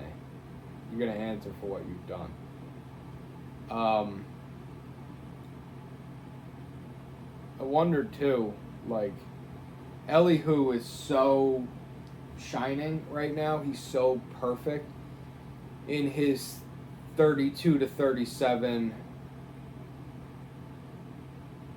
rebuke of Job. Like, was Yahweh, obviously Yahweh was in control of everything, but like him coming down to the degree that he does, like, it just seems like Elihu set him up and like alley-ooped it, you know what I mean? Like, he just kind of like, he said all the right stuff, because like people yell at Yah all the time. I've done it, sure you've done it. Doesn't mean that Yah is gonna come down and talk to you, you know what I mean? But like, Elihu makes such a strong case for Elohim in saying that Job is now acting unrighteous, that it is that unrighteousness, is the accusation of Job's current unrighteousness, I believe, that makes Yah act, just as the prayers go up, and just as they cry out. Obviously, Yahweh was planning on doing it anyway, but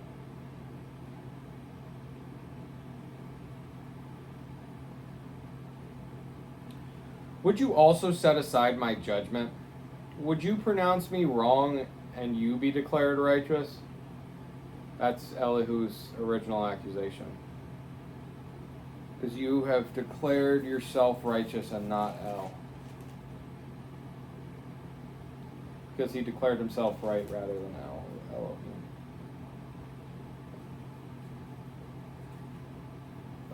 Or do you have an arm like El?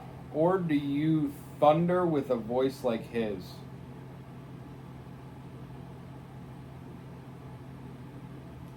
An arm. This isn't football. This is the outstretched arm. This is the hand. This is the. Let me see if I can find a picture of the tetraanagram that I can use for this this video. But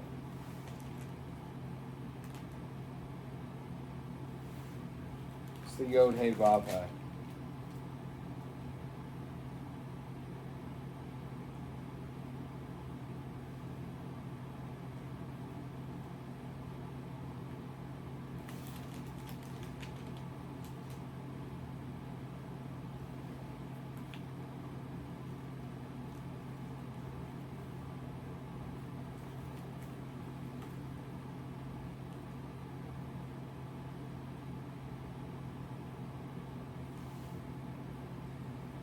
Exodus 6:6. Say therefore to the children of Israel, I am Yahweh, and I shall bring you out from under the burdens of the Mitzrites, and shall deliver you from their enslaving, and shall redeem you with an outstretched arm and with great judgment, and shall take you as my people, and I shall be your Elohim, and you shall know that I am Yahweh your Elohim, who is bringing you out from under the burdens of the Mitzrites. And I shall bring you into the land which I swore to give to Abraham, to Yitzchak, and to Jacob, and to give it to you as an inheritance. I am Yahweh. Another one that I want to hit on this topic of judgments is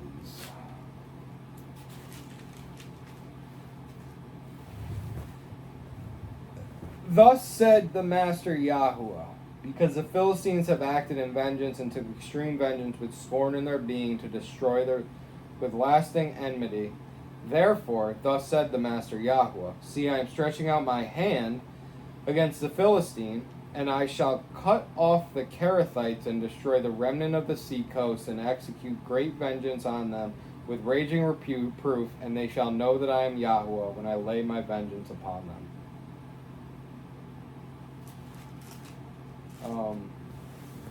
I think the King James probably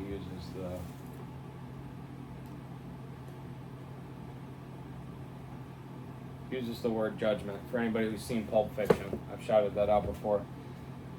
I enjoy it. I'll be honest, I'm not gonna lie. Okay. Now, do you have an arm like El, or do you thunder with a voice like his? We talked about the raging waters. And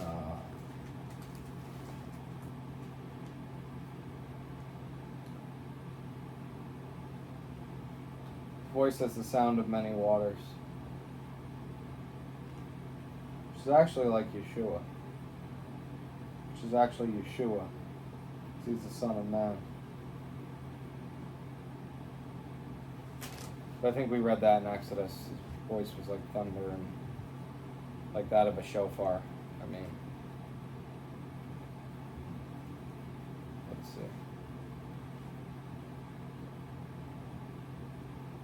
And if not, it's been in Job about 13 times.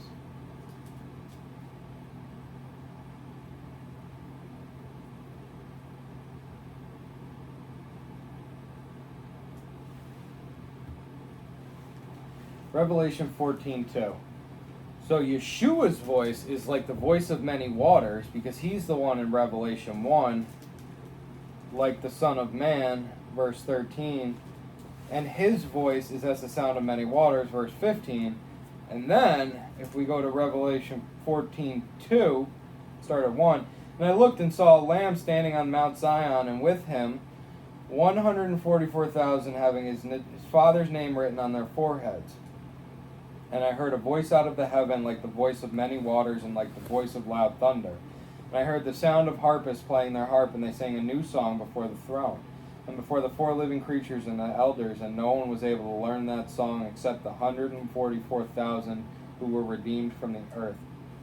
They are those who were not defiled with women, for they are maidens. They are those following the Lamb wherever he leads them on. They were redeemed from among men, being first fruits to Elohim and to the Lamb. Wow. I'm starting to see this. In their mouth is found no falsehood, for they are blameless before the throne of Elohim.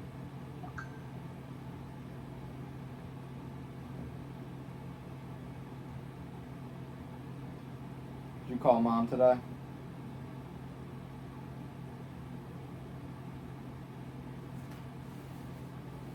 Okay, so many waters and thunder.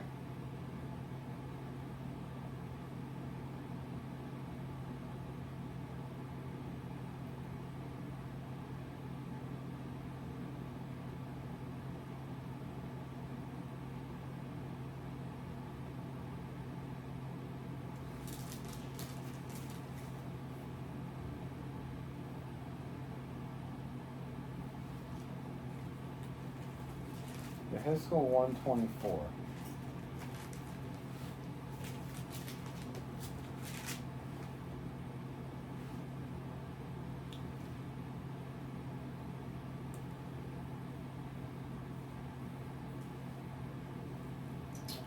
Ezekiel 124 talks about the wings of the, what do they call it here? Cherubim? Living creatures? The living creatures. Being like the sound of many waters. We're gonna 43 2, and then we're gonna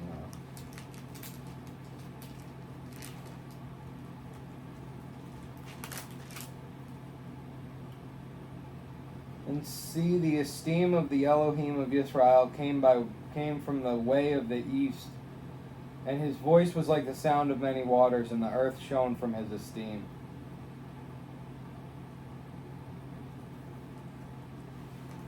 Yeah. Let's keep going.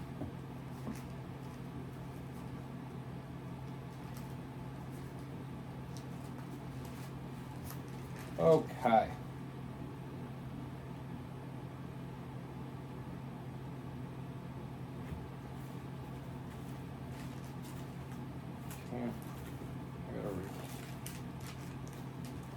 I gotta read the next verse. What's the next verse? And it was like the appearance of the vision which I saw, like the vision which I saw when he came to destroy the city in the vision.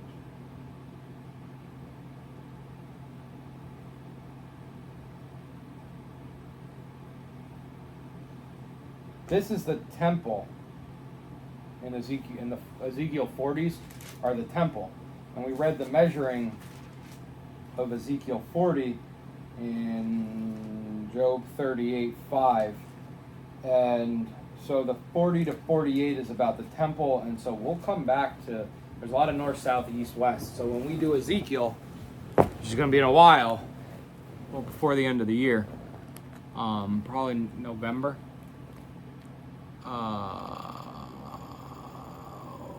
The end of November, we'll start learning about that. Okay, so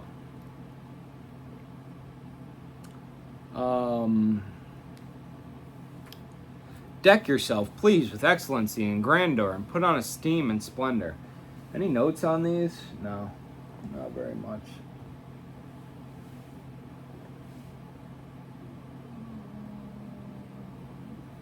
Joel, excuse me. Basically, put on your white robes and your gold, and then you can and come talk to me. Make yourself as decadent as you can. Deck yourself. Scatter abroad the rage of your wrath, and look on everyone who is proud, and bring him low. You're man, just so well said. Scatter abroad the rage of your wrath. Make everybody feel how you feel. Just take, you have dominance and rulership over everybody because you're so great. So take your wrath and your rage and just put it on everybody else. And look on everyone who is proud and bring him low because you're so high and mighty. Look on everyone who is proud. Humble him. Anybody who thinks they're righteous, humble him because you're so great. And tread down the wrongdoers in their place. Hide them in the dust together, bind their face in obscurity. So he's just basically saying here, hey, you're perfectly righteous. Do unto the wrong as you will have done unto the wrong. Yeshua ever said something like that? Do unto others as you will have them do unto you. Love your neighbor as yourself. For what is it? Is it Matthew 7?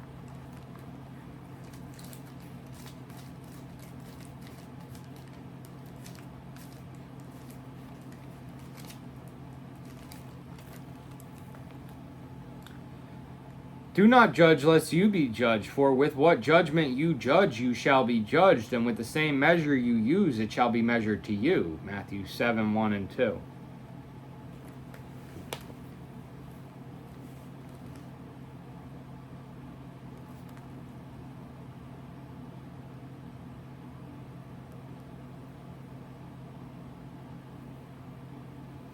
Enter in through the narrow gate, because the gate is wide and the way is broad that leads to destruction, and there are many who enter through it, because the gate is narrow and the way is hard pressed, which lead to life, but there are few who find it.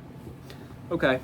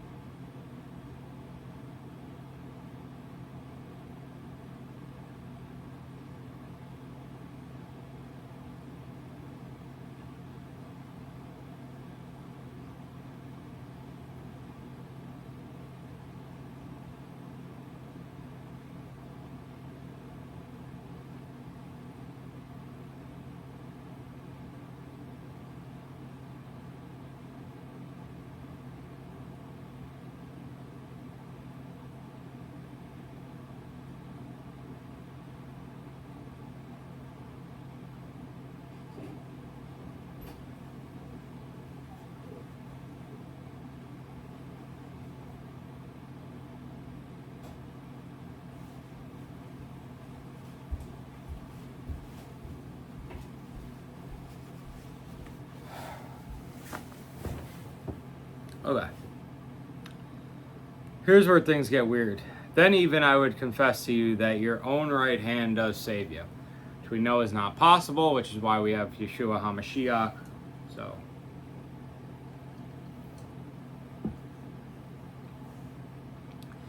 I would confess to you that your own right hand does save you. Not going to happen. Then even I would confess to you that your own right hand does save you if you did all of that, if you could do all of that, if you could get away with all of that. See now Behemoth, which I have made along with you. He eats grass like an ox. Okay, Behemoth. This is said to be, what verse is this, 15? This is said to be,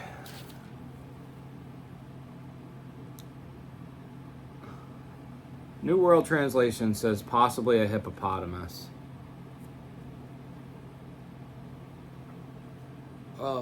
This says a large animal, identity unknown. The King James says nothing. And the New American Bible says the hippopotamus. But then it also says that Leviathan is, which it has, this has Job. This took a whole bunch into 40. Okay. This also has Leviathan as a crocodile, but it's also got it in chapter 40. Who knows? All right. So we've got a couple that say hippopotamus. Let's proceed with that assumption, but we'll adjust if we need to. See now, Behemoth, which I made along with you, he eats grass like an ox. See now, his strength is in his loins, and his power is in his stomach muscles. He bends his tail like a cedar. The sinews of his thighs are knit together. His bones are like tubes of bronze. His ribs like bars of iron. He is the beginning of the ways of El. His maker brings near his sword. For the mountains yield food for him, and all the beasts of the field play there. He lies under the slender trees, under concealment of reed and swamp. The slender trees cover him with their shade. The willows by the stream surround him.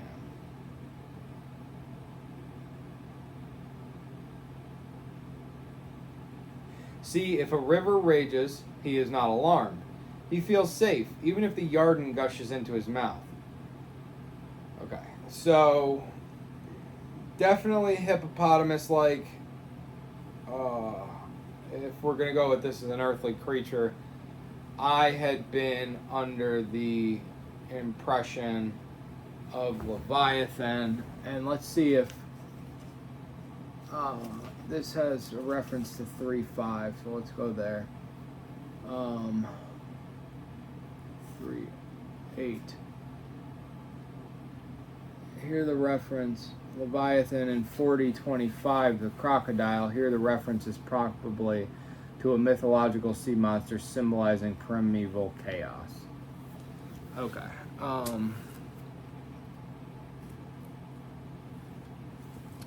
This one here says a crocodile as well. So, because we didn't have an answer for Rahab. Understood to refer to the crocodile or some other powerful, large aquatic animal. Let's see how Yah uses it.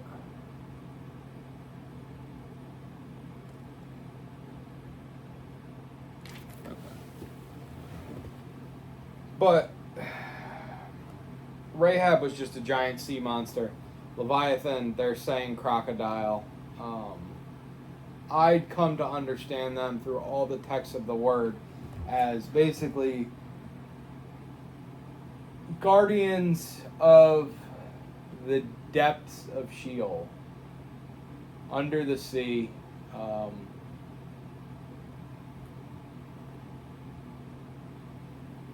Internal to earth.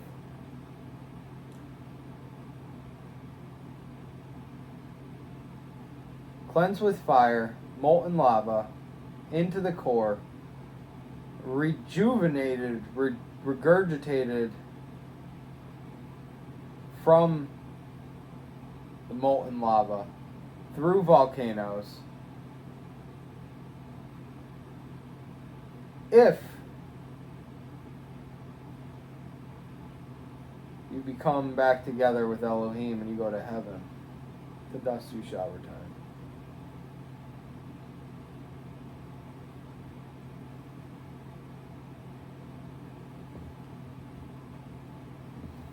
Molten lava is not dust. Before his eyes,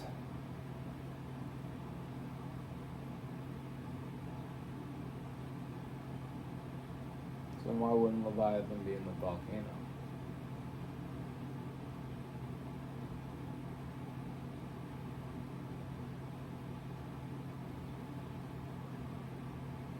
Deep sea monsters.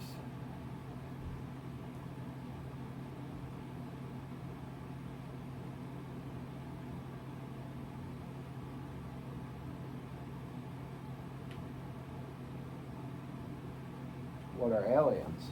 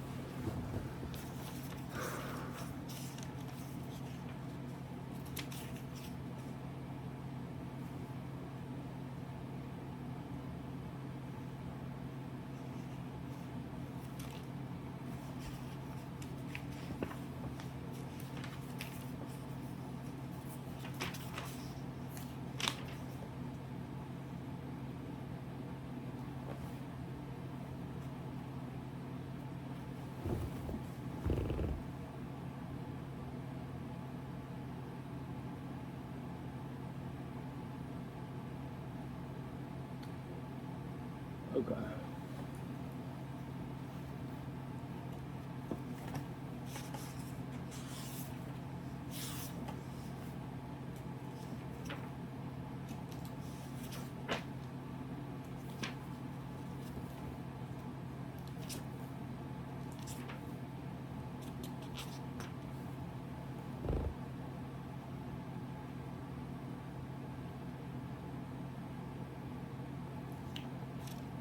So, my point here is that this book uses a lot of beasts that we don't identify, that we can't positively identify. Their obviously behemoth, which I have made, so their origin is L, but we don't know their